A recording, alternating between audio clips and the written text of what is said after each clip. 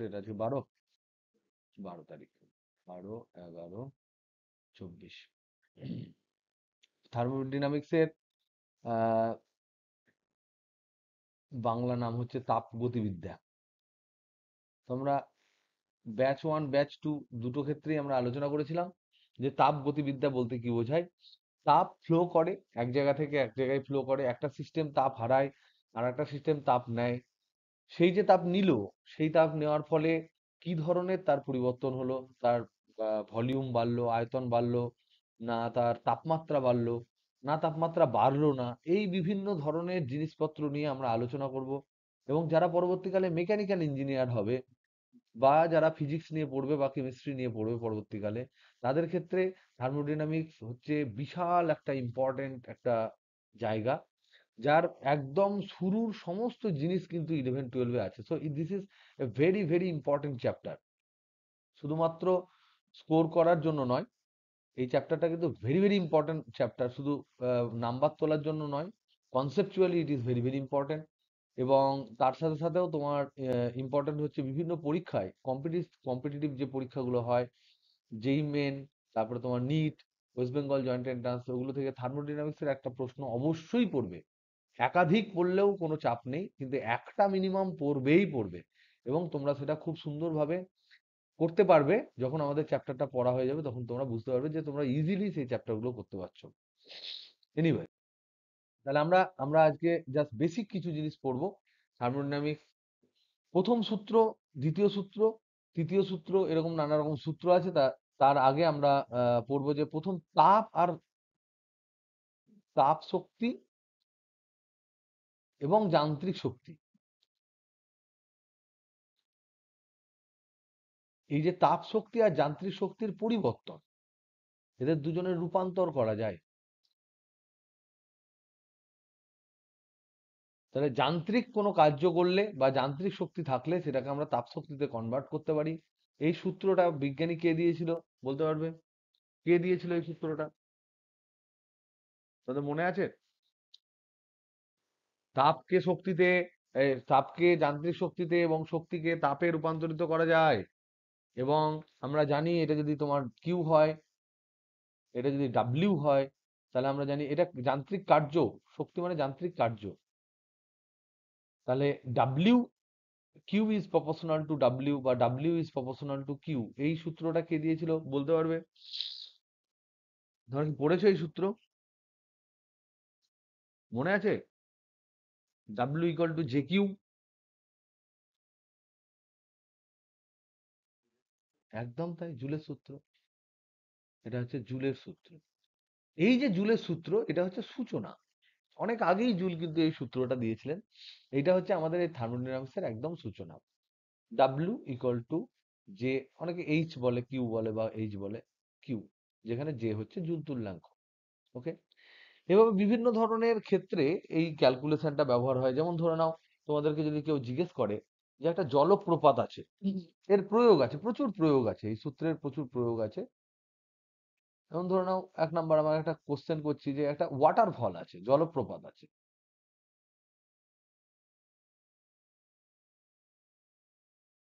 এই জলপ্রপাতের, জলপ্রপাত মানে একটা উঁচু জায়গা থেকে জল নিচের জায়গায় পড়বে এরকম করে।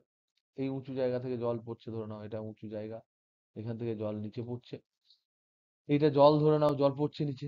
এবার যদি এখানে আমি তাপমাত্রা মাপি, এই তাপমাত্রা যদি T1 হয়, এখানে যদি আমি তাপমাত্রা মাপি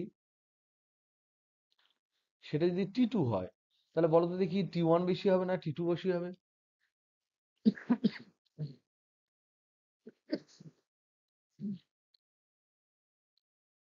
কেউ বলতে পারবে? জলপ্রপাতের উপরে T2 বেশি হবে কেন?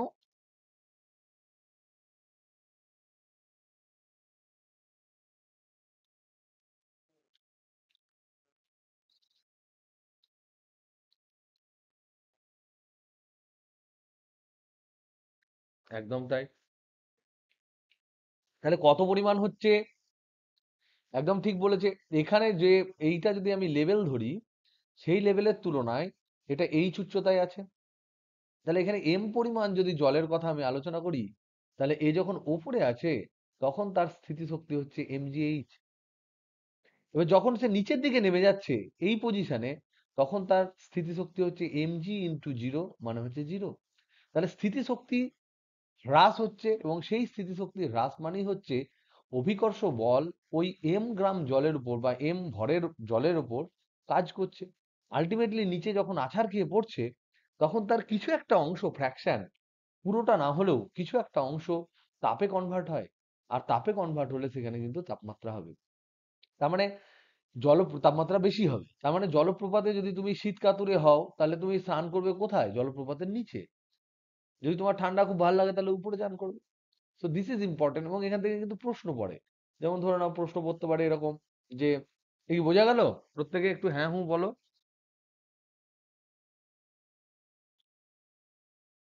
ঠিক আছে? তার মানে এখানে আমরা দেখতে পাচ্ছি, বুঝতে পেরেছো তো? ওকে। এখানে তোমার প্রশ্ন পড়তেই, এই প্রশ্নটা খুব ফেমাস প্রশ্ন। ধরে নাও 200 মিটার উচ্চতার একটি জলপ্রপাতে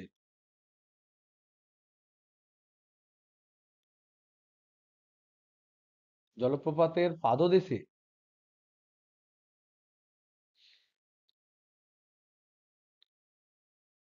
কত বেশি উষ্ণ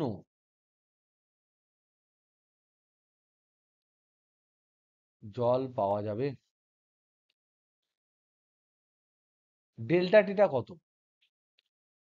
ডেল্টা টি সমান কত জিজ্ঞাসা করা হয়েছে, এবং এখানে তোমাদের লিখতে পারে, এখানে তোমাদের কিছু কন্ডিশন দেবে যে 100% কি মানে 100% স্থিতিশক্তি কি তাপে পরিণত হয়েছে, নাকি 80% হয়েছে, নাকি 40% হয়েছে, সেরকম একটা এখানে একটা কন্ডিশন দেওয়া থাকবে। যদি বলে সম্পূর্ণ অংশ তাপে হয়েছে, তাহলে 100%।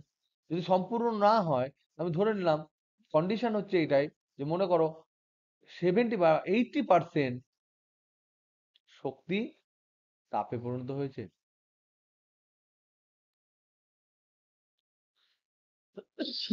কারণ আর কি কি শক্তি এখানে হবে, আর কি কি শক্তিতে কনভার্ট হবে এটা? কেউ জলপ্রপাত দেখেছো? ওপর থেকে জল যখন, গতিশক্তি হবে, আর নিচে শব্দ হয় না?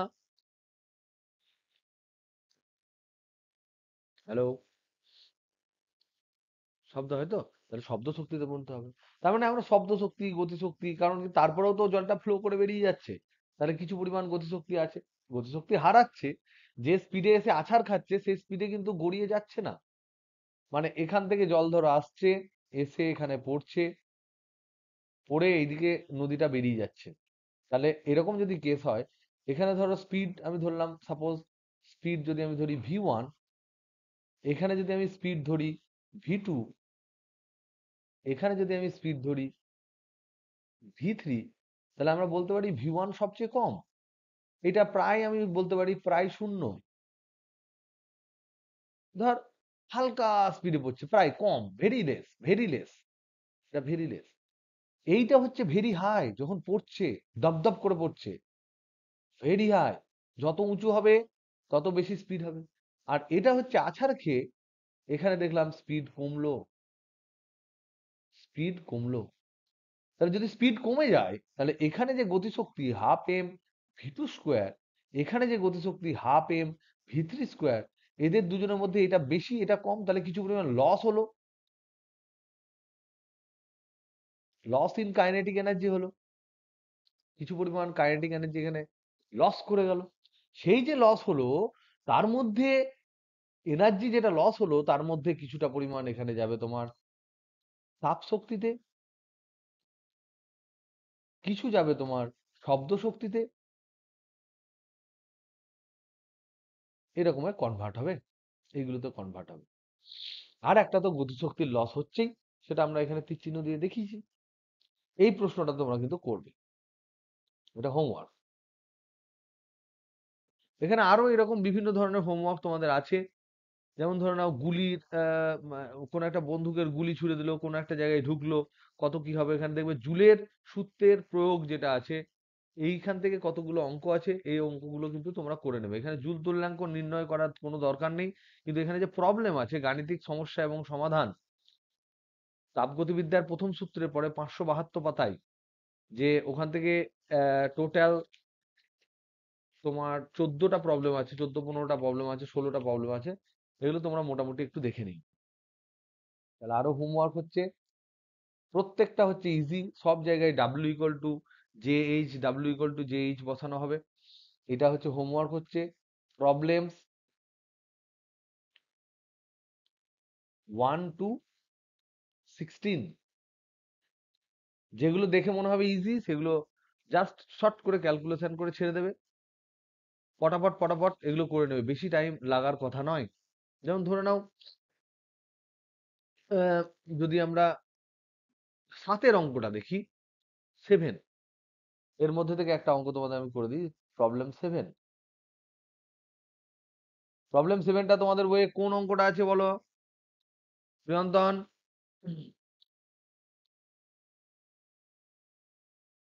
করে দেওয়া সলভড প্রবলেম, আইআইটি 74-তে পড়েছে, 574, 72 থেকে শুরু।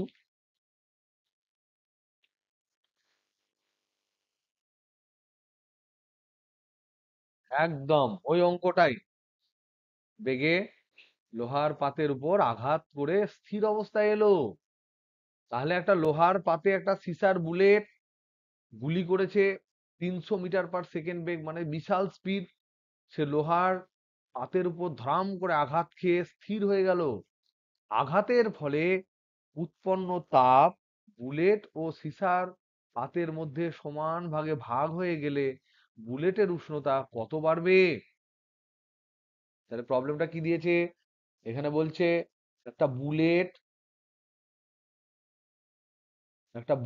বুলেট মানে বন্দুকের গুলি, আসছিল স্পিডে, কত স্পিডে? 300 মিটার/সেকেন্ড স্পিডে আসছিল। এখানে লোহার একটা পাত আছে, লোহার পাত, সেই লোহার পাতে ও হিট করলো, হিট করে এখানে স্পিড হয়ে গেল, আফটার হিটিং এর স্পিড হয়ে গেল 0। তাহলে কি হারালো? কি হারালো? স্পিড হারালো। তার মানে শক্তির দিক দিয়ে কোন শক্তি হারালো? বুলেটটি গতিশক্তি হারালো। Very good. তাহলে ডেল্টা কাইনেটিক এনার্জি যেটা হবে, এই যে গতিশক্তি কত পরিমাণ হারিয়েছে, গতিশক্তি কতটা হারালো, সেটা হচ্ছে হাফ এম ইউ স্কোয়ার। যখন আমরা হারানোর কথা বলবো তখন আমরা জানি যে পরেরটা কম হবে, তাহলে হাফ এম ভি স্কোয়ার, প্রাথমিক বেগের স্কোয়ার মাইনাস অন্তিম বেগের স্কোয়ার, অন্তিম বেগ তো জিরো, তাহলে এই পার্টটা হয়ে গেল জিরো। তাহলে হাফ এম, এম হচ্ছে এমই রাখি, ইন্টু ভি ইউ স্কোয়ার। এই পরিমাণ, এই পরিমাণ তোমার সিসার বুলেটটা তোমার গতিশক্তি হারালো, ইউ এর মান বলা আছে 300। তাহলে এই যে গতিশক্তিটা ও হারালো, তার মধ্যে এটাই তার মানে এইটাই তার মানে হচ্ছে কৃতকার্য, লোহার পাতের উপরও কাজ করেছে। তাহলে এইটাই হচ্ছে তোমার লোহার পাতের উপর কৃতকার্য, লোহার পাতের উপর বুলেটের কৃতকার্য।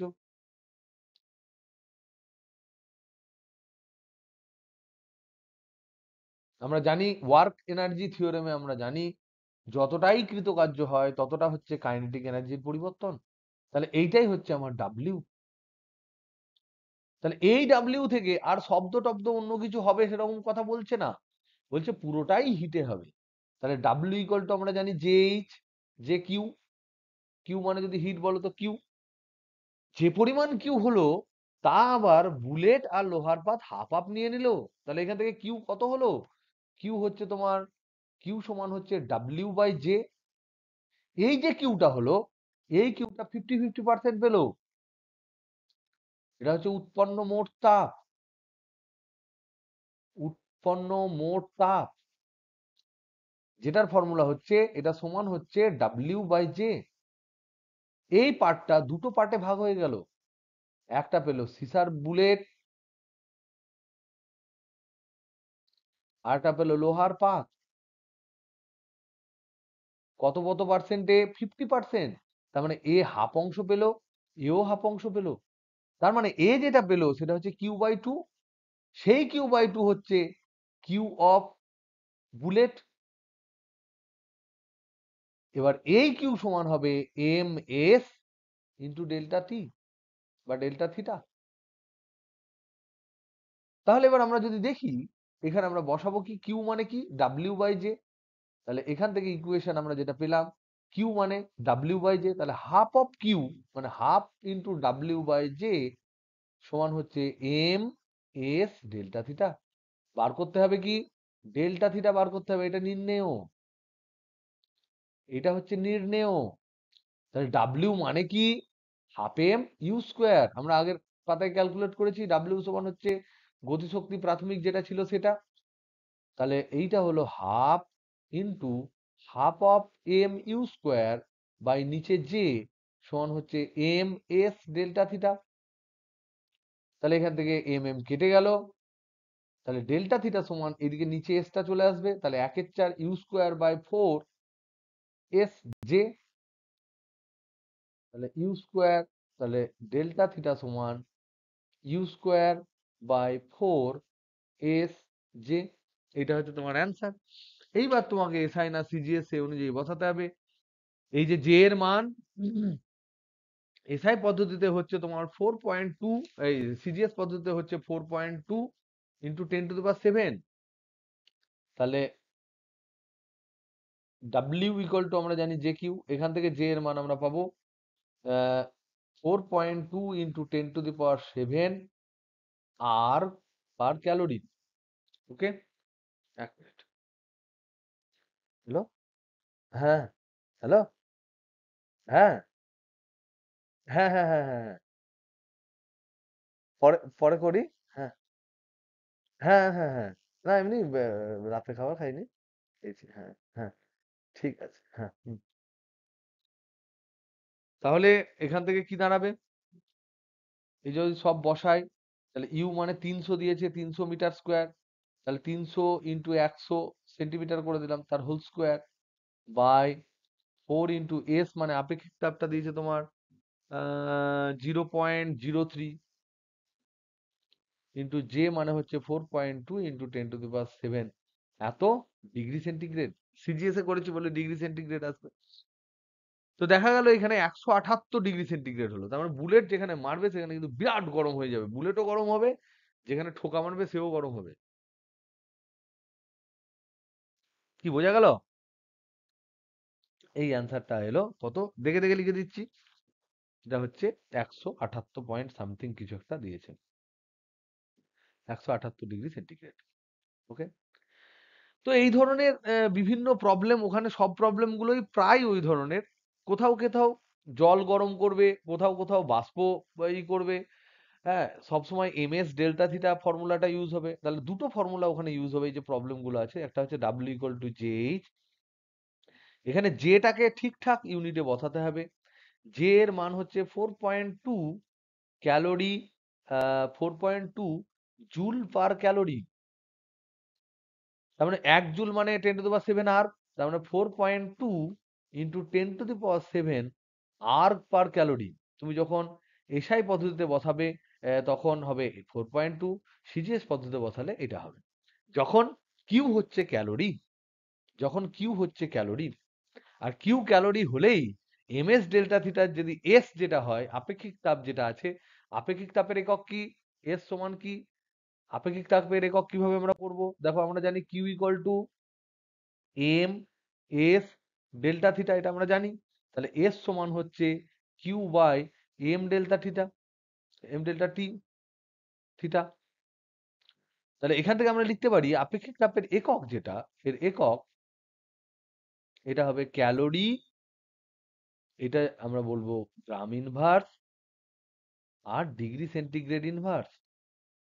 সিজিএস পদ্ধতিতে, সিজিএস পদ্ধতিতে করলে ডিরেক্ট তোমার ডিগ্রি সেন্টিগ্রেডে অ্যান্সার আসবে।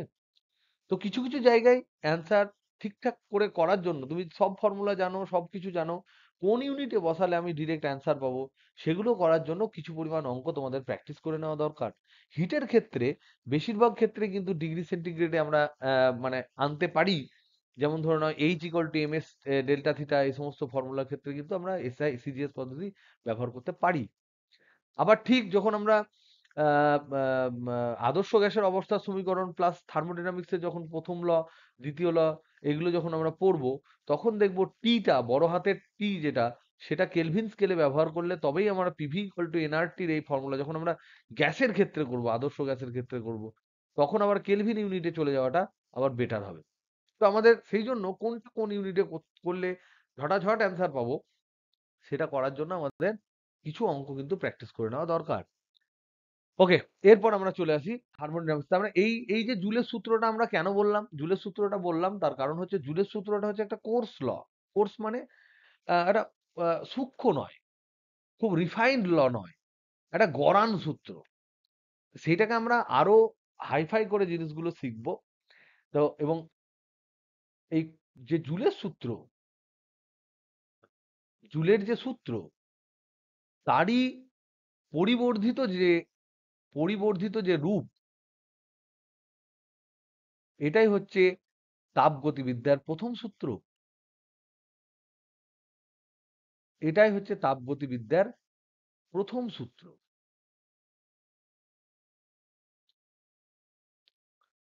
জুল যেটা বলেছিল হিট দিলেই কাজ হবে বা কাজ করলেই হিটেড হবে, সেটাকে আরো রিফাইন্ড ওয়েতে খুব সুন্দরভাবে একটা স্টেটমেন্ট দিয়েছিলেন ক্লসিয়াস। বিজ্ঞানী ক্লসিয়াস এই সূত্রটা দিয়েছিল। তো ক্লসিয়াসের সমীকরণটা হচ্ছে তাপগতিবিদ্যার প্রথম সূত্র, সেটা আমরা ডিসকাস করব। কিন্তু তার আগে আমরা দেখব তাপগতিবিদ্যা হচ্ছে এমন একটা গতিবিদ্যা যেখানে প্রথম এবং দ্বিতীয় সূত্র আবিষ্কারের পরে আরো ফান্ডামেন্টাল আর একটা সূত্র আবিষ্কার হয়েছিল, যেটাকে তাপগতিবিদ্যার শূন্যতম সূত্র বলে। তাহলে আমরা প্রথমে প্রথমে পড়ে নিই শূন্যতম সূত্র। তাপগতিবিদ্যার শূন্যতম সূত্রটা আগে পড়ি,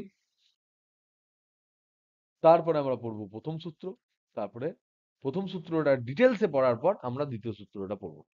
শূন্যতম সূত্র হচ্ছে ভেরি ভেরি ইজি এবং ভেরি ভেরি ফান্ডামেন্টাল। ইজি মানে, ইজি আর ফান্ডামেন্টালের মধ্যে তফাৎ হচ্ছে যেটা একদম ফান্ডামেন্টাল মানে বেসিক, যেটা আমরা সবসময় ধরে নিই, কিন্তু সেটাও একটা সূত্র থাকে। সেটা কি? এখানে বলা হচ্ছে যে ধরে নাও তিনটে সংস্থা আছে, এ, একটা সংস্থা বি, আর একটা সংস্থা সি। তিনটে সংস্থা আছে। সংস্থা বলতে আমরা কি বুঝি সেগুলো ডিটেলসে আমরা আলোচনা করব। তবে সংস্থা বলতে আমরা সেটাকেই বুঝি যার প্রতি আমাদের দৃষ্টি রয়েছে এবং যার বিভিন্ন প্যারামিটারকে আমরা স্টাডি করছি। যে বস্তু বা বস্তু সংস্থার উপর আমি বিভিন্ন রিয়াকশন করি, পরীক্ষা নিরীক্ষা করি, তাদেরকে আমরা সংস্থা বলি। তো এরকমই তিনটে সংস্থা ধরে নাও, এ, বি এবং সি। এবার শূন্যতম সূত্র কি বলছে? বলছে যদি যদি এ এবং বি তাপীয় সাম্যে থাকে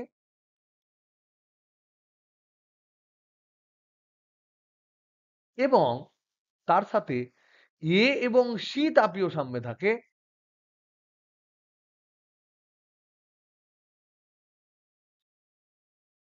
থাকে, তবে বি এবং সি এরাও তাপীয় সাম্যে থাকবে।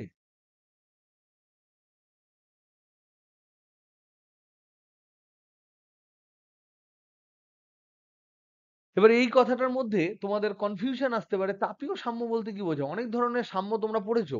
যখন আমরা মেকানিক্স পড়েছি তখন আমরা যান্ত্রিক সাম্যের কথা পড়েছি, যেখানে আমরা জানি যে সংস্থার উপর মোট প্রযুক্ত বা নেট প্রযুক্ত বল সমান শূন্য হবে, নেট প্রযুক্ত টর্ক সমান শূন্য হবে। তার মানে সংস্থার কোনো রৈখিক ত্বরণ থাকবে না, কোনো কৌণিক ত্বরণ থাকবে না। সংস্থা যেমন ভাবে গতিশীল তেমন ভাবেই গতিশীল থাকবে। তখন তাকে আমরা বলতাম যান্ত্রিক সাম্য। কোন একটা রিয়াকশনের সাম্য, রাসায়নিক সাম্য মানে হচ্ছে রিয়াক্ট্যান্ট আর প্রোডাক্টের যে কনসেন্ট্রেশন বিকারের মধ্যে থাকবে, সেই কনসেন্ট্রেশন বা তোমার ঘনত্ব যেটা থাকে সেটা তোমার চেঞ্জ হবে না। তখন আমরা বলবো মানে তোমার রাসায়নিক সাম্যে আছে, মানে ফরওয়ার্ড রিয়াকশন রেট আর ব্যাকওয়ার্ড রিয়াকশন রেট বা রিভার্স রিয়াকশন রেট এই দুটো সমান হবে। আর তাপীয় সাম্য মানে আমরা ছোটবেলা থেকে জানি যে দুটি সংস্থার মধ্যে যদি উষ্ণতা সমান থাকে তাহলে তাদেরকে তাপীয় সাম্যে বলা আছে বলে বলা হয়। তাহলে এ এবং বি তাপীয় সাম্যে আছে মানে টি এ সমান টিবি, টি মানে তাপমাত্রা। আবার আবার এ এবং সি তাপীয় সাম্যে আছে মানে টি এ সমান টিসি। তাহলে এই দুটো থেকে কনক্লুশনে বলছে টিবি সমান টিসি হবে। এই যে সহজ সূত্র, সেটা হচ্ছে সব থেকে বেসিক সূত্র, যেটা তাপগতিবিদ্যার প্রথম দ্বিতীয় সূত্র আবিষ্কারের পরে এটা আবিষ্কৃত হয়েছে। কিন্তু এইটা যেহেতু আরো বেশি মূল, মৌলিক, সেজন্য এর নাম দেওয়া হয়েছে তাপগতিবিদ্যার 0তম সূত্র। সবাই ক্লিয়ার তো? Hello hello hello.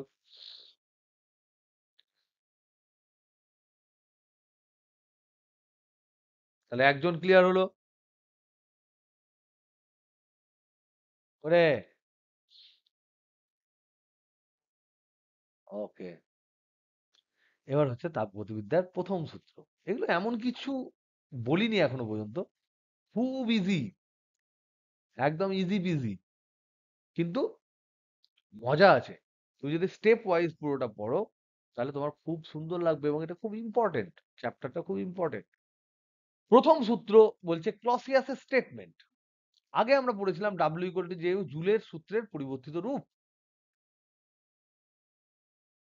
জুলের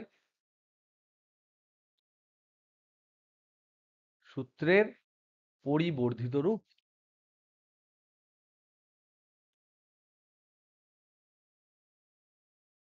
তাহলে এখানে জুল বলেছিলেন যে কার্যকে তাপে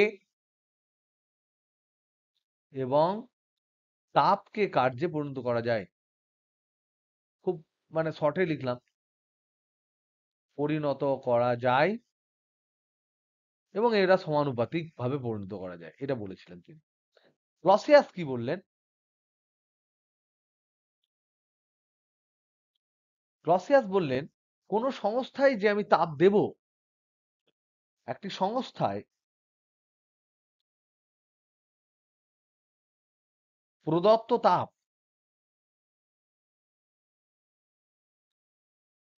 যে তাপটা আমি দেব সেই তাপ সংস্থার অভ্যন্তরীণ শক্তি বৃদ্ধি করে, অভ্যন্তরীণ শক্তি বৃদ্ধি এবং সংস্থা দ্বারা কৃতকার্যের সমষ্টির সমান হয়।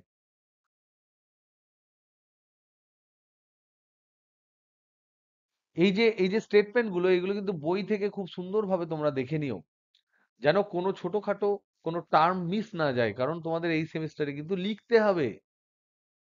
বলা হচ্ছে কি, কোনো একটা সংস্থায় তুমি যে তাপ দেবে সেই তাপ প্রথমে তার নিজের অভ্যন্তরীণ শক্তি বৃদ্ধি করবে, তারপর শক্তি বৃদ্ধি করার পর সংস্থা কিছু পরিমাণ কাজ করবে।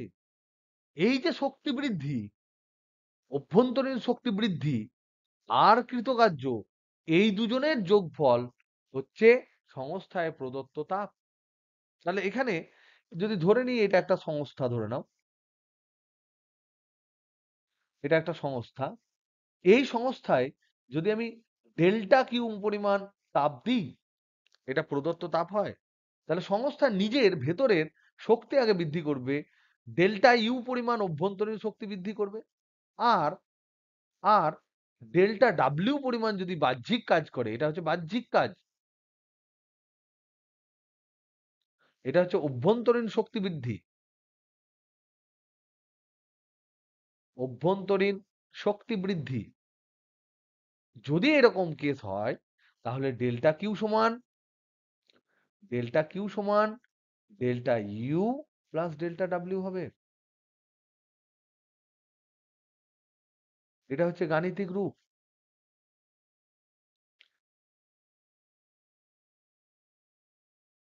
তাহলে প্রথমে আমরা হিট দিলেই যে ডাইরেক্ট কাজ হয়ে যাবে তা নয়, সংস্থা যখন থাকবে সেই সংস্থার নিজের শক্তিও খানিকটা বৃদ্ধি করে নেবে, সেখানেও আমাদের কিন্তু শক্তি খরচ হবে।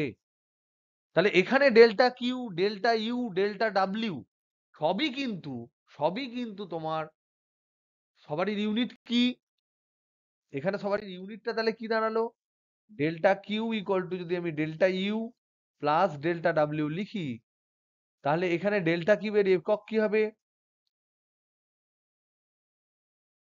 এসআই পদ্ধতি, এসআই হবে জুল, এটা এসআই পদ্ধতিতে যদি আমি বলি জুল, তাহলে যখন আমি ডেল্টা কিউকে জুল লিখবো তখন কিন্তু জে এর মান হবে কত, তখন জে এর মান হবে কিন্তু 1, কারণ জুল পার জুল হয়ে যাচ্ছে, তখন জে এর মান কিন্তু আর 4.2 হবে না। এটা কনফিউশন করো না, কয়েকটা অঙ্ক হয়ে গেলে আমরা কিন্তু সবগুলো সব ক্লিয়ার করে নিতে পারবো, কোনো চাপ নেওয়ার কোনো দরকার নেই। ওকে, যখন ডেল্টা কিউ এর একক হচ্ছে জুল, তখন জে এর মান কিন্তু হয় 1। ওকে, এবার আমরা জানার চেষ্টা করব যে এই যে প্রথম সূত্র, এই সূত্রের মধ্যে এই যে ডেল্টা ইউ বললাম, ডেল্টা ডাব্লিউ বললাম, ডেল্টা কিউ বললাম, এদের দিক মানে এরা পজিটিভ কখন হবে, নেগেটিভ কখন হবে, তাহলে এদের মান তো আমরা ক্যালকুলেট করতে পারবো, কিন্তু এটা ঋণাত্মক না ধনাত্মক সেটা বুঝবো কি করে, আমরা কি করে ফিজিক্সে কনসিডারেশন করা হয় সেটা আমরা কিন্তু ধরবো, কেমিস্ট্রিতে কোথায় তফাৎ সেটাও আমরা বলবো, ফিজিক্সের ক্ষেত্রে যেরকম ফিজিক্সের বইয়ে পরপর পরপর বলা হয় সেই অনুযায়ী আমরা সেই স্টেপে স্টেপে পুরো জিনিসটা করবো। আমরা ধরে নিই কখন কে পজিটিভ, কখন কে ধনাত্মক, কখন ঋণাত্মক, কখন পজিটিভ, কখন নেগেটিভ,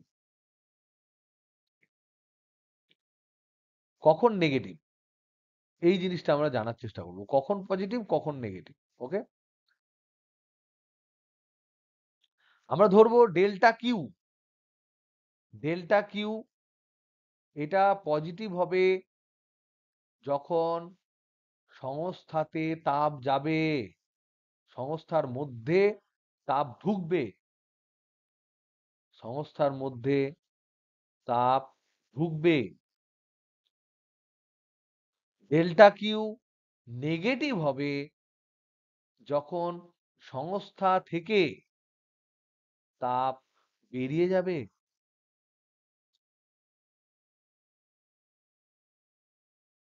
তাহলে আমরা সংস্থার সাপেক্ষে ধরছি, সংস্থা যখন তাপ পাবে তখন আমরা সেই কিউটাকে, যে পরিমাণ হিট ঢুকবে সেটাকে আমরা ধরবো পজিটিভ কিউ, আর যদি সংস্থা থেকে তাপ বেরিয়ে যায় তাহলে সেটাকে আমরা ধরবো নেগেটিভ কিউ। ইন্টারনাল এনার্জি, অভ্যন্তরীণ শক্তির ক্ষেত্রে কি হবে, ডেল্টা ইউ এটা হবে পজিটিভ যখন সংস্থার শক্তি বাড়বে, যখন সংস্থার শক্তি বাড়বে,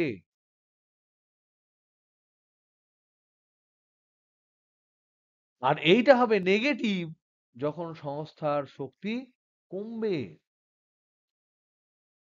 ডেল্টা ইউ হলো, এবার হলো ডেল্টা ডাব্লিউ, এটা কখন পজিটিভ হবে, এইটা পজিটিভ হবে যখন সংস্থা বাহ্যিক কাজ করবে,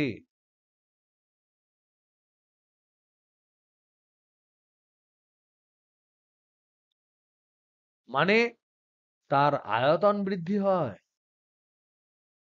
তার আয়তন বৃদ্ধি হয়, সংস্থা যখন আয়তন বেড়ে যায় তখন হয় পজিটিভ, সংস্থা কাজ করছে। আর নেগেটিভ কখন হবে, যখন সংস্থার উপর কাজ করবে, বাহ্যিক কাজ করা হবে, যখন সংস্থার উপর বাহ্যিক কার্য হবে। সংস্থার উপর বাহ্যিক কার্য হবে মানে কি, সংস্থার আয়তন কি হবে, তার আয়তন কমে যাবে।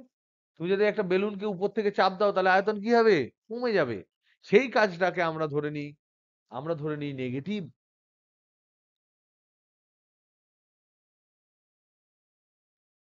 সমস্ত ক্ষেত্রে ফিজিক্স এবং কেমিস্ট্রি সবই একই, কেবল তফাৎ হচ্ছে এখানে ডেল্টা ডাব্লিউ। আমরা ধরি সংস্থা কেমন কাজ করলো, ওরা ধরে, কেমিস্ট্রিতে ধরা হয় যে বাহ্যিক এজেন্ট কেমন কাজ করলো। তাহলে আমরা যেটাকে পজিটিভ বলি ফিজিক্সের লোক, কেমিস্ট্রির লোক বিভিন্ন বইয়ের ক্ষেত্রে সেখানে নেগেটিভ ধরা হয়। তোমাদের 11-12 এর যে বইগুলো আছে সেগুলো। পরবর্তীকালে ফিজিক্সেও কোনো জায়গায় কেউ নেগেটিভ ধরতে পারে, পজিটিভ ধরতে পারে, কিন্তু জিনিসটা আলটিমেটলি ইকুয়েশন কিন্তু একই থাকে। ইকুয়েশনের আলটিমেটলি রেজাল্টটা একই হবে। তো তোমরা এরকম ধরবে আপাতত যে বাহ্যিক কাজ যখন সংস্থা করবে, সংস্থার যখন আয়তন বৃদ্ধি হবে, তার মানে কৃতকার্য কিন্তু পজিটিভ।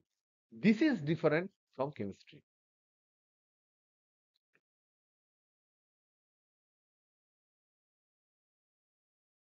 এটা পুরো উল্টো, ওই ক্ষেত্রে উল্টো, পজিটিভ নেগেটিভটা উল্টো।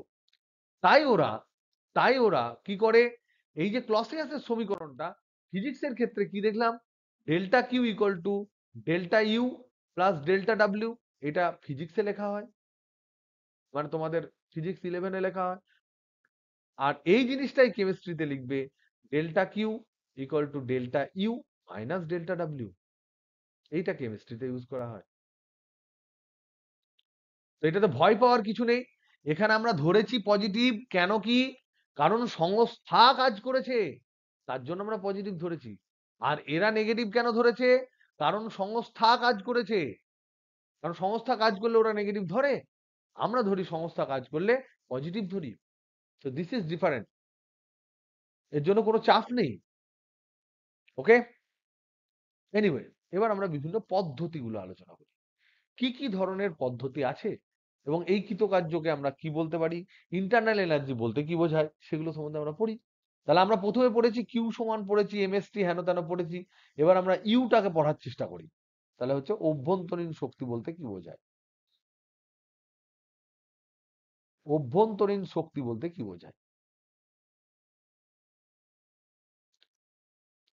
এটা হচ্ছে অণুগুলির, সংস্থার অণুগুলির মোট শক্তি, সংস্থার অণুগুলির মোট শক্তি।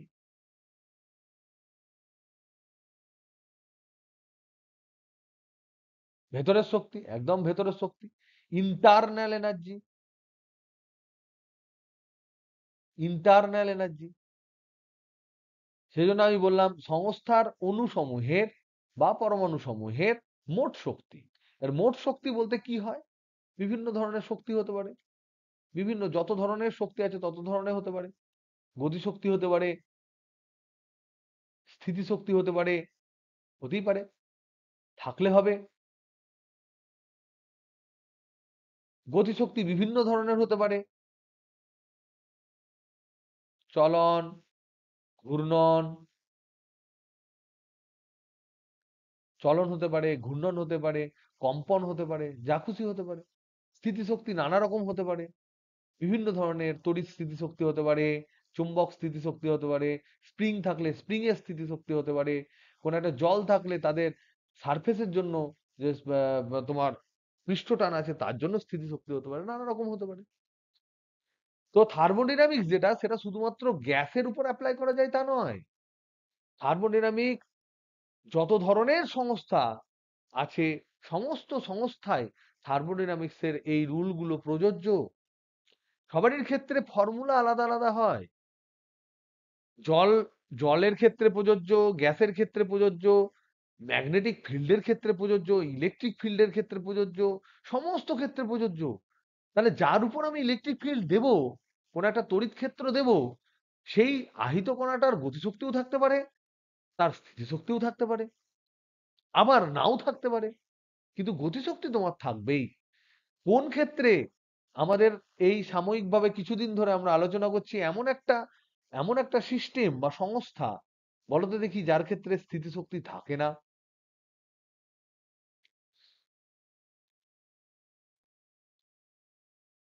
না, আদর্শ গ্যাসের ক্ষেত্রে গাই ছাড়া করলে হবে না।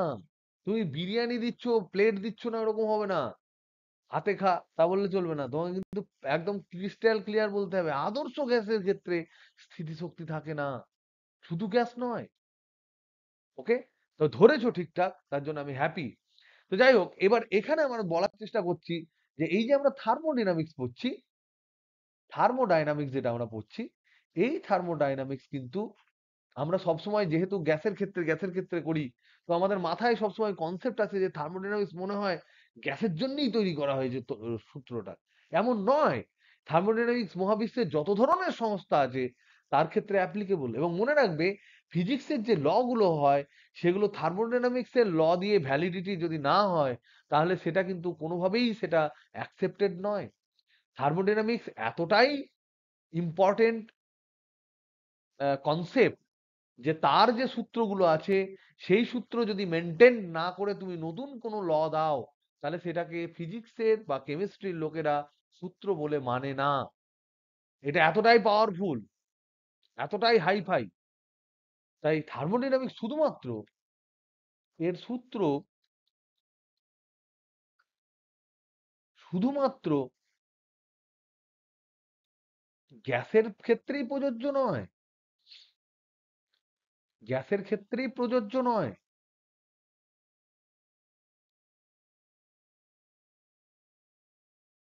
সব সংস্থাতেই, সব রকম সংস্থাতেই প্রযোজ্য। প্রযোজ্যর ইংরেজি নাম কি? অ্যাপ্লিকেবল। তার মানে এর অ্যাপ্লিকেবিলিটি বিশাল, হিউজ, বিশাল। মানে বিভিন্ন কাজে এটা ব্যবহার করা হয়, বিভিন্ন রকমের সিস্টেমের ডিনামিক্স বোঝার জন্য ব্যবহার করা হয়। এনিওয়ে, এবার আমরা দেখার চেষ্টা করি যে এই যে ইউ নিয়ে আমরা বলছিলাম, যেটাকে আমরা বলছিলাম অভ্যন্তরীণ শক্তি, অভ্যন্তরীণ শক্তি, সেই শক্তি আমরা প্রথমে এটাকে দুটো ভাগে ভাগ করলাম। একটা হচ্ছে গতিশক্তি, আর একটা হচ্ছে স্থিতিশক্তি। এই দু ধরনের মোট যান্ত্রিক শক্তি থাকে। তার মধ্যে এই স্থিতিশক্তিটা হয়ে যাবে শূন্য কার ক্ষেত্রে? আদর্শ গ্যাসের ক্ষেত্রে। আদর্শ গ্যাস আছে এমন একটা সিস্টেম, তাহলে আদর্শ গ্যাসের সংস্থা যদি আমি বলি, তার ক্ষেত্রে স্থিতিশক্তি নেই, এটা আমরা জানি।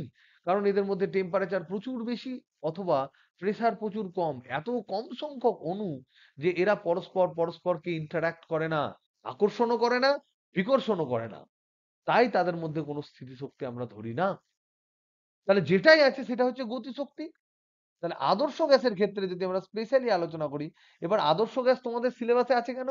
তার কারণ হচ্ছে আদর্শ গ্যাসটার উপর থার্মোডাইনামিক্স যদি আমরা অ্যাপ্লাই করি, তাহলে সহজ সহজ সুন্দর সুন্দর ফর্মুলা পাওয়া যায়, যেগুলো সব থেকে সহজ এবং ইম্পর্টেন্ট। তার জন্যই আমরা আদর্শ গ্যাস দিয়েই কিন্তু থার্মোডাইনামিক্সটা তার উপর অ্যাপ্লাই করি। ওকে, তাহলে আদর্শ গ্যাসের ক্ষেত্রে ইউ মানে হচ্ছে শুধুমাত্র কাইনেটিক এনার্জি অনলি। এবার বলো তো দেখি, গ্যাসের কাইনেটিক এনার্জি কার উপর নির্ভর করে? আদর্শ গ্যাসের ক্ষেত্রে। তাহলে U equal to just kinetic energy for ideal gas.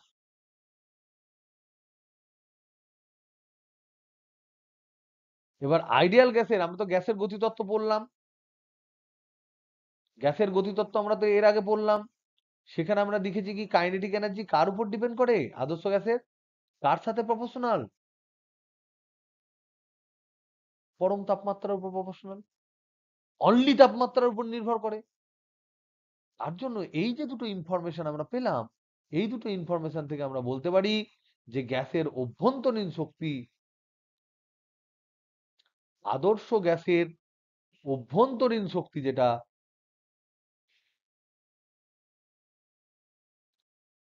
এটা শুধুমাত্র শুধুমাত্র তাপমাত্রার উপর নির্ভর করে, কেলভিন স্কেলে তাপমাত্রার উপর নির্ভর করে, বা যে কোনো স্কেলে তাপমাত্রার উপর নির্ভর করে।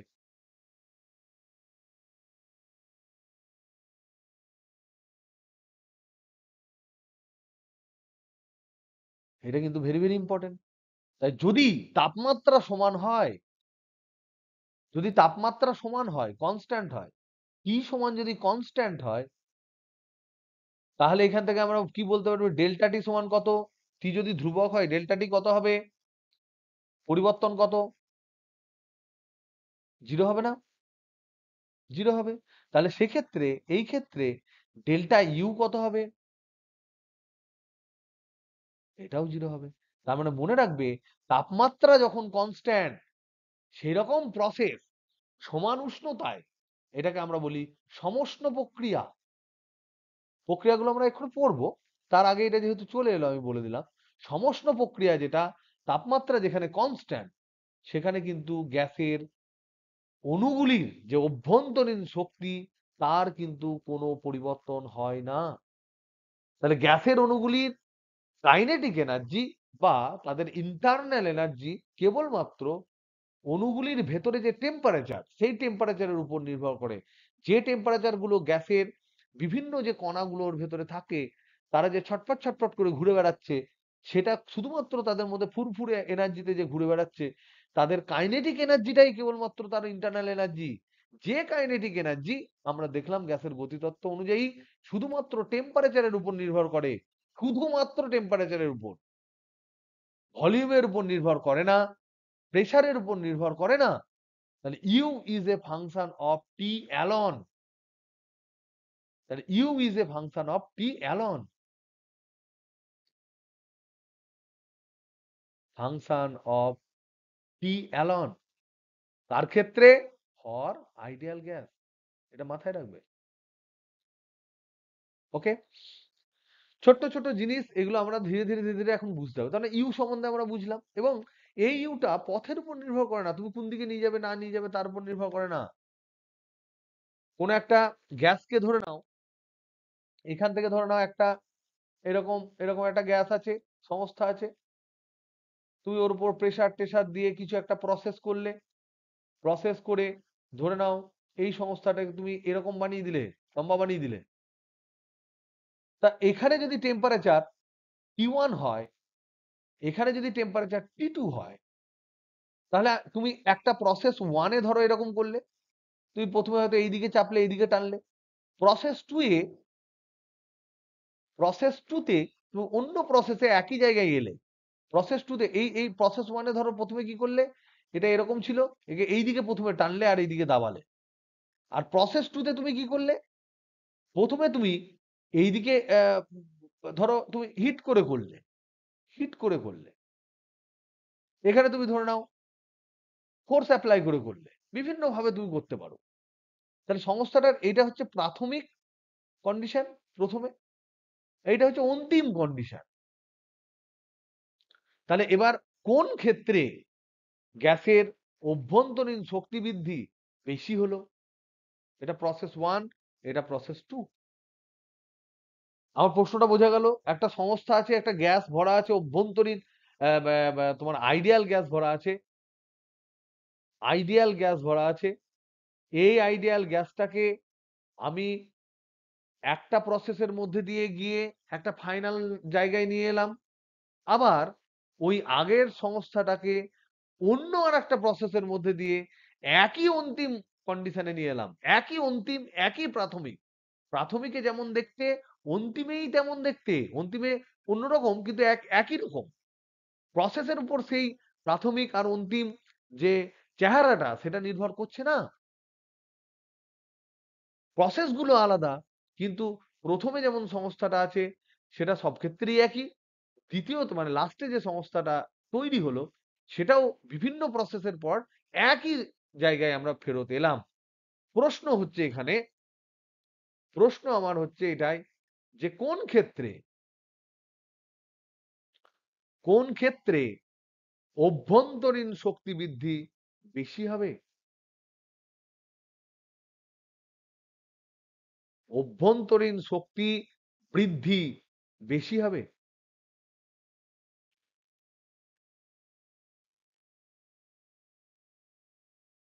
কে বলতে পারবে বুদ্ধি করে?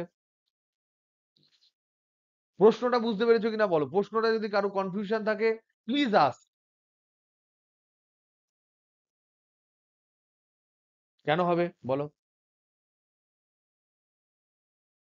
কোনখানে তাপমাত্রা মানে বেশি অভ্যন্তরীণ শক্তি বৃদ্ধি হবে? এখানে ধরে নাও অভ্যন্তরীণ শক্তি U1, এখানে ধরে নাও U2, তাহলে কোন ক্ষেত্রে শক্তি বৃদ্ধি বেশি হবে?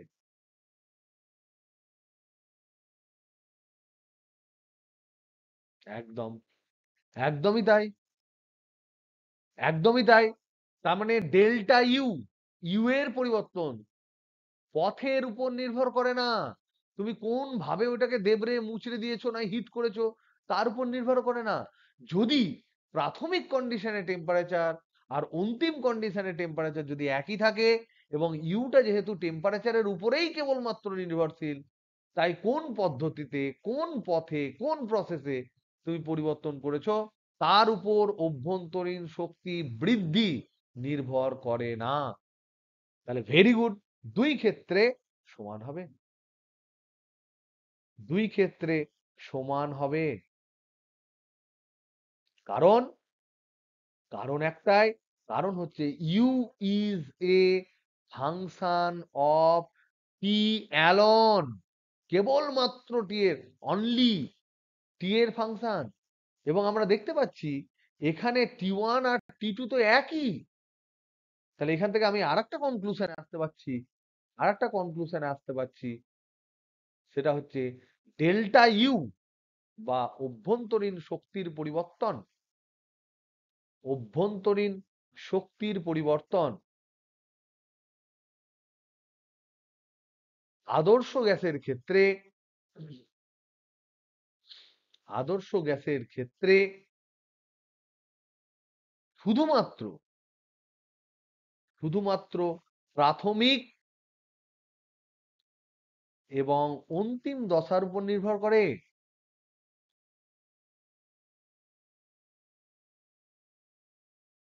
উপর নির্ভর করে,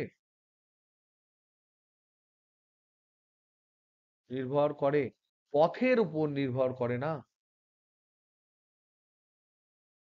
পথের উপর নির্ভর করে না। সো ইট ইজ, তাহলে পথের উপর যারা নির্ভর করে, পথের উপর নির্ভরশীল যে প্যারামিটার, নির্ভরশীল রাশি যেগুলো, সেগুলোকে বলা হয় পাথ ভেরিয়েবল বলে। বাংলায় কি বলা হয় দেখছি, পাথ ভেরিয়েবল বলে। সেগুলো কারা? সেগুলো হচ্ছে ওয়ার্ক ডান, কৃতকার্য। কৃতকার্যটা পথের উপর নির্ভর করবে, যে পথে যাবে, কোন পথে যাচ্ছ তার উপর নির্ভর করবে। Delta Q, heat, delta Q এটা নির্ভর করে, কিন্তু ডেল্টা ইউ নয়, পথ ভেরিয়েবল নয়, পথের উপর নির্ভর করে না। কিন্তু এ করে, ডেল্টা কিউ করে, ডেল্টা ডাব্লিউ করে। কারণ কোন পথে যাচ্ছ, যদি অনেকক্ষণ ধরে কাজ করতে করতে করতে করতে যাও, তাহলে কাজ হয়তো কোনো পথে বেশি হতে পারে, কোনো পথে কম হতে পারে। কিন্তু যদি তুমি অন্তিমে একই, মানে শুরু আর অন্তিমটা যদি একই হয়, পথ আলাদা হলেও, তাহলে কিন্তু ডেল্টা ইউটা কিন্তু সমান হবে। ওকে, এরপর আমরা পড়বো কৃতকার্য।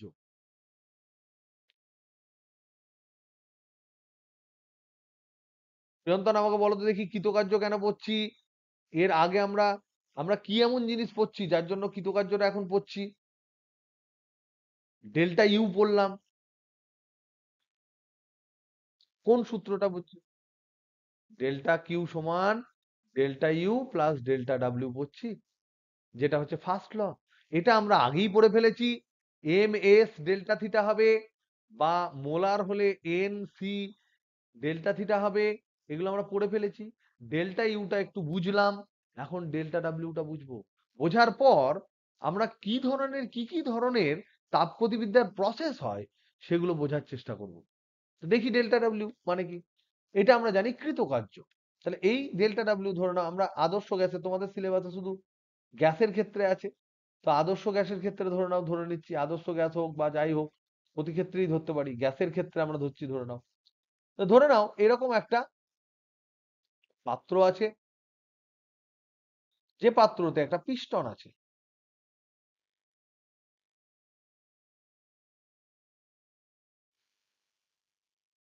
এটা হচ্ছে পিস্টন, আর তার ভেতরে কিছু গ্যাস আছে।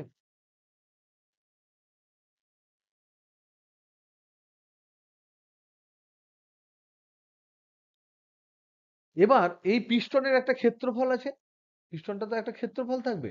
তাহলে এখানে লিখে নি, পিস্টনের ক্ষেত্রফল, গ্যাসের চাপ ধরে নাও, গ্যাসের চাপ পি,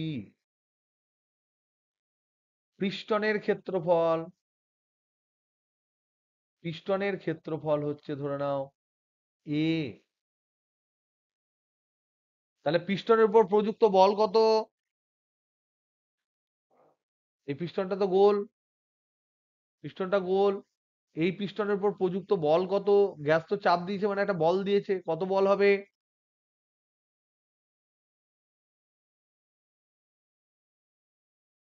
পিস্টনের উপর প্রযুক্ত বল কত? এফ সমান কত হবে?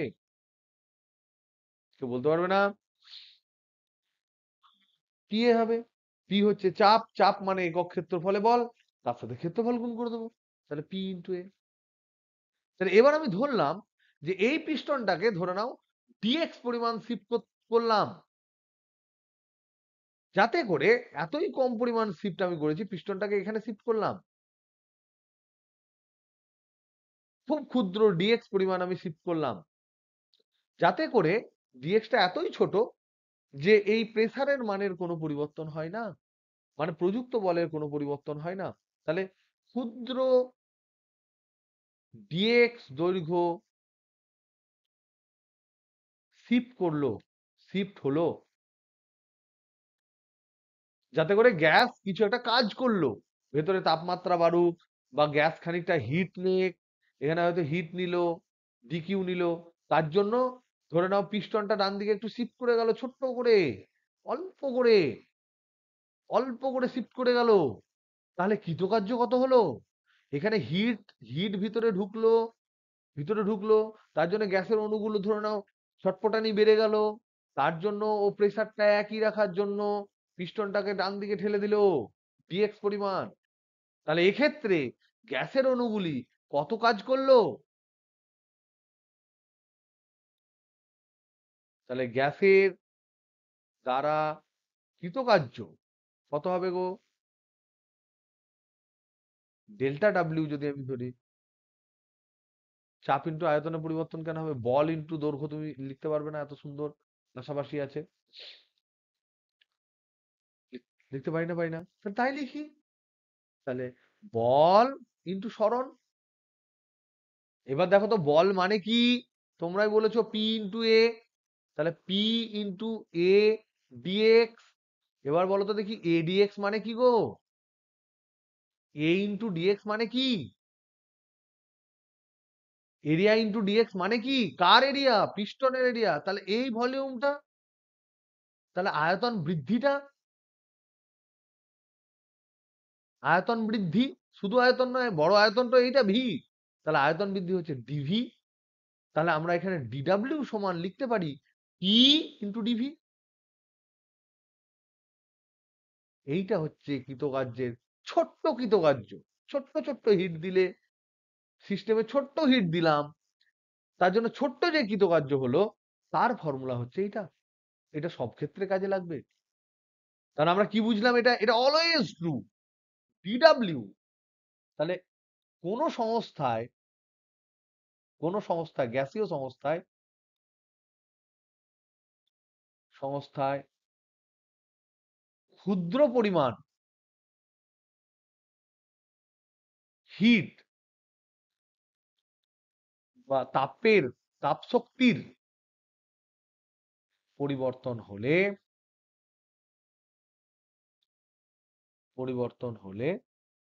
কি হয় গো? তাপ শক্তির যদি ক্ষুদ্র পরিমাণ পরিবর্তন হয়, তবে তবে কৃতকার্য, গ্যাসের গ্যাস সংস্থা দ্বারা কৃতকার্য, গ্যাস সংস্থা দ্বারা কৃতকার্য ডিডাব্লিউ সমান ক্ষুদ্র কৃতকার্য। কিন্তু এই ক্ষুদ্র কৃতকার্য চিরকাল এই ফর্মুলা, এখানে কোন রকম কোনো ভুল নেই। যে প্রসেসই হোক, যেমনই হোক, এটা সব সময় প্রযোজ্য। কারণ এটা ছোট্ট কৃতকার্যের কথা বলছি। পরে ইন্টিগ্রেশন করে তোমার কি কৃতকার্য বেরোবে, বিশাল বেরোবে না শূন্য হবে, সেটা আলাদা ব্যাপার। কিন্তু ছোট্ট পরিমাণ হিট যদি গ্যাসের সংস্থায় দিই, যাতে করে গ্যাসের প্রেসারটা খুব একটা পরিবর্তন না হয়ে, একদমই পরিবর্তন না হয়ে হালকা করে ভলিউম বেড়ে গেল, বা আমি যদি হিট নিয়ে নিই, তার জন্য প্রেসারটা একই থেকে একটু ভলিউম কমে গেল, তার জন্য যে কৃতকার্যের ফর্মুলা সেটা হচ্ছে এটা, এবং ইট ইজ ট্রু অলওয়েজ। এটা আমরা সবসময় ব্যবহার করতে পারি গ্যাসের ক্ষেত্রে, সব সময় ব্যবহার করা যেতে পারে। তাহলে দেখো যে ফার্স্ট ল যেটা আমাদের ছিল থার্মোডাইনামিক্সের, সেটা চেহারাটা কি ছিল? DQ equal to DU plus DW লিখেছিলাম। সেটাকে আমরা এখন লিখতে পারি DQ equal to DU plus PDV. PDV এটা আমরা লিখতে পারি। তো এইগুলোই কিন্তু হচ্ছে ফার্স্ট ল এর চেহারা। এগুলো হচ্ছে ফার্স্ট ল এর চেহারা। এবার আমরা ছোট্ট কিছু কথা বলি, সংস্থা সম্বন্ধে বলি। যদিও অনেকবার বলে ফেলেছি, সিস্টেম, সংস্থা মানে হচ্ছে সিস্টেম, যার উপর বস্তু বা সংস্থা, বস্তু সংস্থা, বস্তু সমষ্টি, যার উপর এক্সপেরিমেন্ট করা হয়।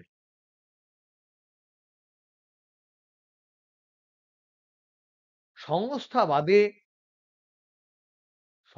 বাদে সম্পূর্ণ মহাবিশ্ব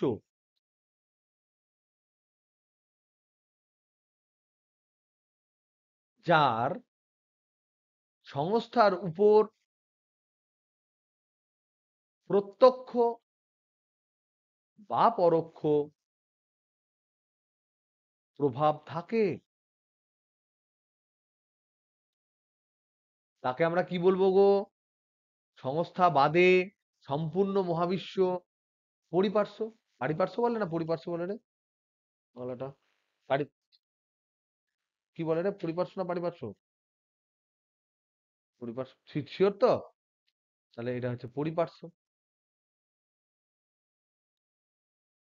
সারাউন্ডিংস,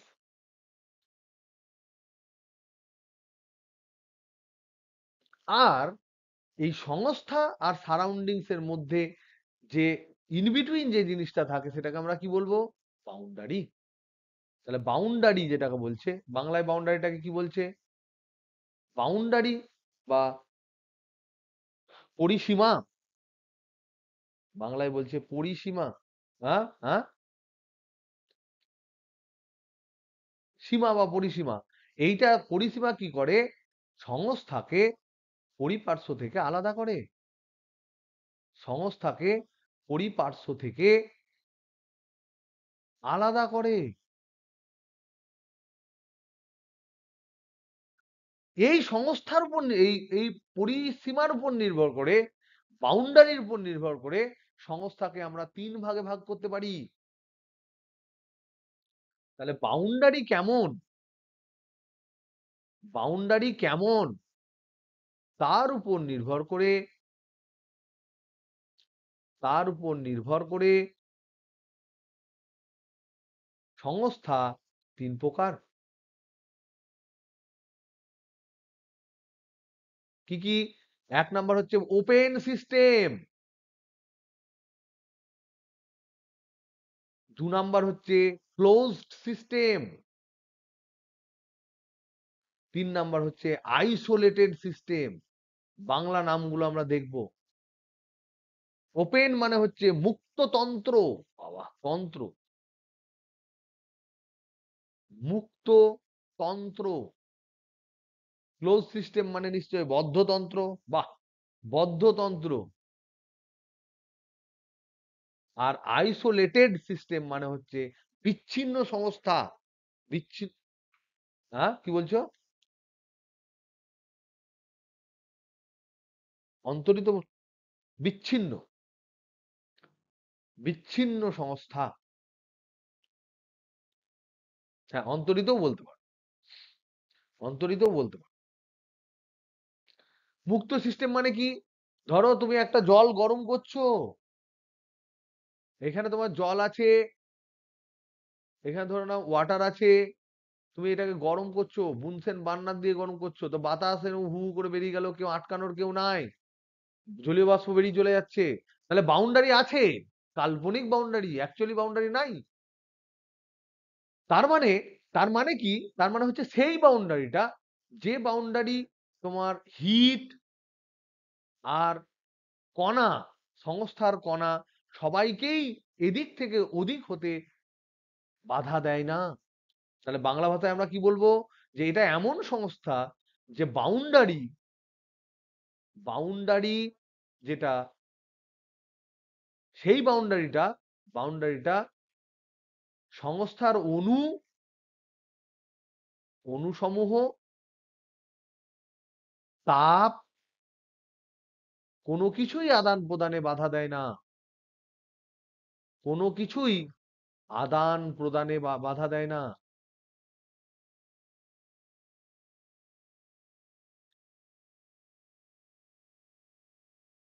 ফ্রি, একদম ফ্রি, মুক্ত।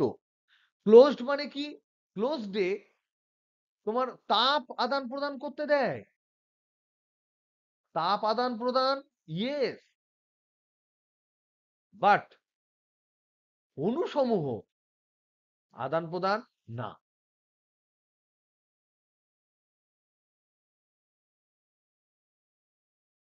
এটা করতে দেবে না। তার মানে কিরকম হবে এটা দেখতে, ক্লোজ কিরকম হবে, যে তোমার একটা সংস্থা আছে, যে সংস্থায় এখানে একটা বাউন্ডারি আছে, যে বাউন্ডারিটা হচ্ছে ডায়াথার্মিক। ডায়াথার্মিক মানে কি, যে তাপ পরিবাহী, তাপ পরিবাহী। তাপ যদি পরিবহন হয় তাহলে কি হবে, তাপ এদিক থেকে এদিকে যাবে, তাপ এদিক থেকে এদিকে আসবে। তারপর তাপ পরিবাহী, তাপ পরিবাহী দ্বারা ঢাকা যদি থাকে, তাহলে আমরা বলবো যে এদিক ওদিক দিয়ে যাবে। ধরুন একটা স্টিলের বা কোনো মেটালিক কোনো এনক্লোজার আছে, এটা মেটালিক পিস্টন, তাহলে মেটাল দিয়ে তো হিট বেরিয়ে যাবে বাইরে, তাহলে বাইরের সাথে হিটটা আদান প্রদান হচ্ছে। বা বাইরে যদি ঠান্ডা পড়ে, তোমার ধরো না মেটালিক একটা এ আছে, কৌটো আছে, তাহলে বাইরে যখন প্রচুর ঠান্ডা পড়বে, ভিতরটাও তো ঠান্ডা হয়ে যায় মেটালের, তাহলে নিশ্চয়ই হিট সংস্থা থেকে বার করে নিয়েছে। কার দ্বারা, ওই মেটালের এনক্লোজারটা দ্বারা। তাহলে তাপ আদান প্রদানকে অ্যালাউ করছে, অথচ অণুসমূহের আদান প্রদান অ্যালাউ করছে না, এমন সংস্থাকে বলা হয় বদ্ধতন্ত্র। আর আইসোলেটেড মানে একেবারে আইসোলেটেড, এখানে তাপও যাবে না, অণুসমূহও যাবে না। তাহলে এখানে বলো তো দেখি, কি করতে হবে আমাকে, কিরকম জিনিস দিয়ে ঢাকা দিতে হবে, তাপের কুপরিবাহী দিয়ে ঢাকা দিতে হবে। তাহলে আইসোলেটেড সিস্টেমের ক্ষেত্রে যে সংস্থা আছে, সেখানে একটা সংস্থা ধরে নাও এখানে আছে, তার ওইতে একটা এমন দিলাম যে হচ্ছে সম্পূর্ণ চারিদিকটাই, ওর চারিদিকটা, বা এটা এটা ধরো সংস্থা, এখানে যা থাকলো থাকলো, এটা ধরে নাও সংস্থা যা আছে আছে, দাঁড়া, ধরে নাও এটা সংস্থা, এখানে অণু টণু কিছু আছে, হ্যাঁ, আর এই পুরো সংস্থাটাকে আমি ঢেকে দিলাম এরকম করে, বহির্বিশ্ব থেকে সম্পূর্ণ বিচ্ছিন্ন। এইটা হচ্ছে তাপের অপরিবাহী। তাহলে তাপও দিলাম না, তাহলে ডেল্টা কিউ ইকুয়াল টু 0, আর অনুসংখ্যাও চেঞ্জ হবে না, এরকম একটা থাকলো। তাহলে এটাকে বলে রুদ্ধ তাপ। তার মানে এই যে ওয়াল গুলো, এই যে ওয়াল, এই ওয়াল গুলো যে তাপ আদান প্রদান করতে দেয়, তাপ আদান প্রদান অ্যালাউ করে, তাকে বলা হয় ডায়াথার্মিক। আর যে তাপ আদান প্রদান অ্যালাউ করে না, তাকে বলা হয় এডিয়াবেটিক, রুদ্ধতাপীয়। আর এটা হচ্ছে ডায়াথার্মিক, যে দুই দিকে উষ্ণতা সমান করার চেষ্টা করে তাপ আদান প্রদান করে। ওকে, এবার আমি প্রসেস গুলোর নাম লিখে তোমাদের আজ ছেড়ে দেবো। তাহলে তাপগতি, তাপগতিবিদ্যার পদ্ধতি সমূহ।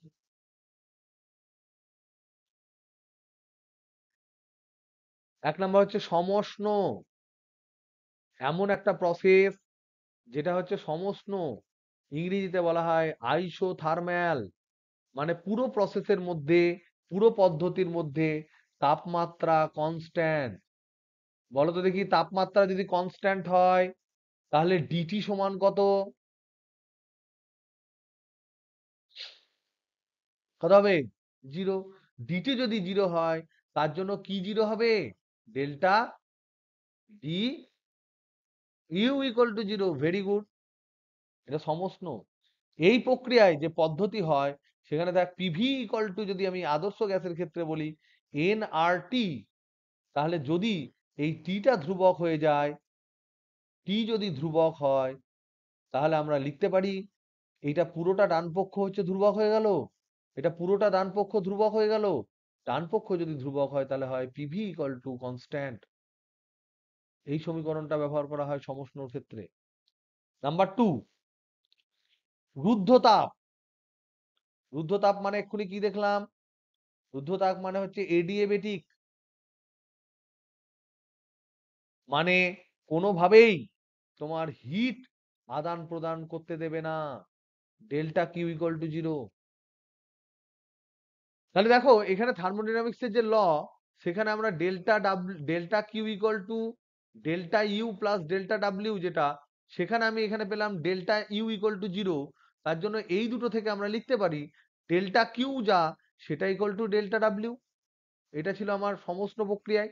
রুদ্ধতাপের ক্ষেত্রে আমরা দেখতে পাই ডেল্টা কিউই জিরো। তার মানে ডেল্টা কিউ যদি জিরো হয় তাহলে হবে delta U plus delta W সমান হবে জিরো। এটা হলো রুদ্ধতাপ প্রক্রিয়া। নাম্বার তিন, সমচাপ পদ্ধতি। সমচাপ পদ্ধতি যদি হয় তাহলে পি ইকুয়াল টু কনস্ট্যান্ট। এটাকে বলা হয় আইসোবেরিক প্রসেস। নাম্বার চার, এগুলো ডিটেলস আমরা ধীরে ধীরে পড়বো। সম আয়তন পদ্ধতি, এটাকে বলা হয় আইসোকোরিক প্রসেস। তার মানে V equal to constant. V constant হলে ডিভি ইকুয়াল টু জিরো। তাহলে বলো তো দেখি, delta Q, delta U, delta W কোনটা এর মধ্যে থেকে জিরো হবে যদি ডেল্টা ভি জিরো হয়? কোনটা? একদম তাই, কারণ ডেল্টা ডাব্লিউ সমান আমরা জানি পি ইন্টু ডিভি। তাহলে ডিভি ইকুয়াল টু জিরো হলে এই জিনিসটা হবে জিরো এখানে। তারপরে সম আয়তনে কৃতকার্য শূন্য। এখানে কৃতকার্য শূন্য। তাহলে কৃতকার্য যদি শূন্য হয় তাহলে ডেল্টা কিউ যেটা, সেটা ডেল্টা ইউ। তার মানে যা হিট ঢুকবে তা তার শুধুমাত্র অভ্যন্তরীণ শক্তি বৃদ্ধি করবে। তাহলে প্রদত্ত তাপ শুধু অভ্যন্তরীণ শক্তি বৃদ্ধি হ্রাস করে।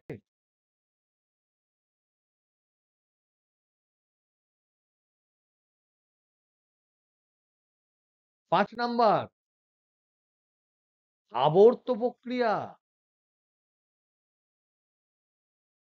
ইংরেজিতে এটাকে বলা হয় সাইক্লিক প্রসেস। তুমি কি করলে? তুমি কোন একটা গ্যাসকে এরকম কন্ডিশনে ছিল, তাকে একটা অন্য কোনো কন্ডিশনে নিয়ে গেলে, তারপরে তুমি এরকম কন্ডিশনে নিয়ে গেলে, তারপর তুমি নানা রকম এখানে এরকম এরকম কন্ডিশনে নিয়ে গেলে গ্যাসটাকে, নিয়ে আলটিমেটলি একই জায়গায় চলে এলে। তাহলে এইটা হলো স্টার্টিং যে প্রসেস, স্টার্টিং যেটা, সেটা আবার সেটাই হচ্ছে ঘুরে ঘুরে ঘুরে ঘুরে সেটাই ফাইনাল। তাহলে স্টার্টিং আর ফাইনাল যদি একই হয় তাহলে সেক্ষেত্রে কি কি সমান হবে? দশা একই। তাহলে প্রাথমিক আর অন্তিম দশা একই। প্রাথমিক এবং অন্তিম দশা একই। দশা কি দিয়ে বোঝায়? দশা কি দিয়ে বোঝায়? কি দিয়ে বোঝায়? ভি দিয়ে বোঝায়। কি দিয়ে বোঝায় আমরা জানি, আমরা পড়েছিলাম যে কোনো একটা গ্যাসের ক্ষেত্রে সেই গ্যাসটা কেমন কন্ডিশনে আছে সেটা বোঝানোর জন্য, সেই দশার সার্টিফিকেট দেওয়ার জন্য যে প্যারামিটার গুলো আমার জানা দরকার সেগুলো হচ্ছে পি, ভি এবং টি।